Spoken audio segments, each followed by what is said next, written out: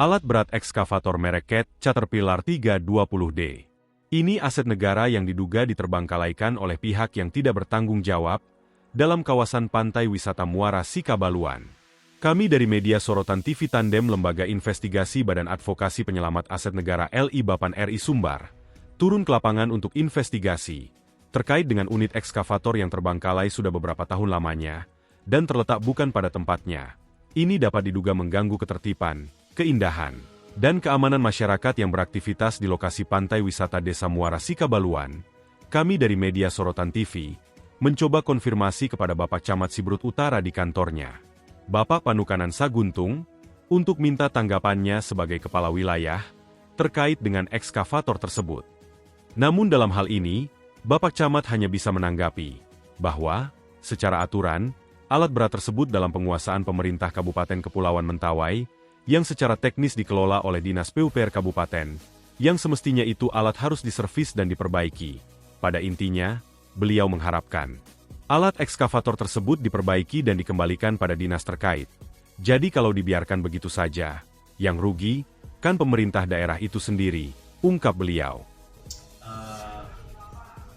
Kalau tidak salah, itu alat berat dalam penguasaan pemerintah Kabupaten Mentawai. Itu secara teknis yang mengelola itu kan PU. Iya. Jadi ya semestinya itu alat harus dimanfaatkan lah. Ya minimal dia diservis, diperbaiki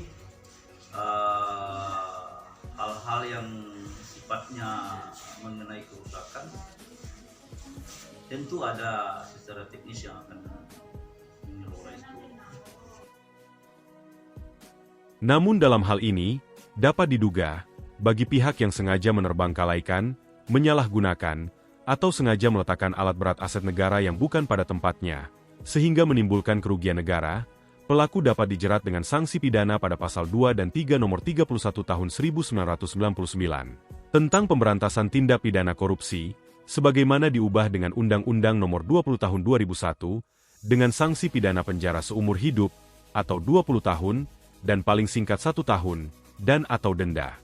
Paling sedikit 50 juta rupiah, dan paling banyak 1 miliar rupiah, jika pihak tersebut sengaja menguasai, memindahkan, atau menghilangkan alat berat negara, untuk kepentingan pribadi, melawan hukum, dapat dijerat dengan pasal 372, atau pasal 374 KUHP jika dilakukan oleh pegawai, atau pihak yang dipercayakan aset, sanksi pidana penjara paling lama 4 tahun, atau pidana penjara 5 tahun, penggelapan dalam jabatan, jika meletakkan alat berat sembarangan atau sengaja, mengakibatkan alat tersebut rusak, tidak dapat dipakai, atau hancur, pelaku dapat dijerat pasal 406 KUHP, sanksi pidana penjara paling lama 2 tahun 8 bulan, dan denda, sanksi administratif dan tuntutan ganti rugi.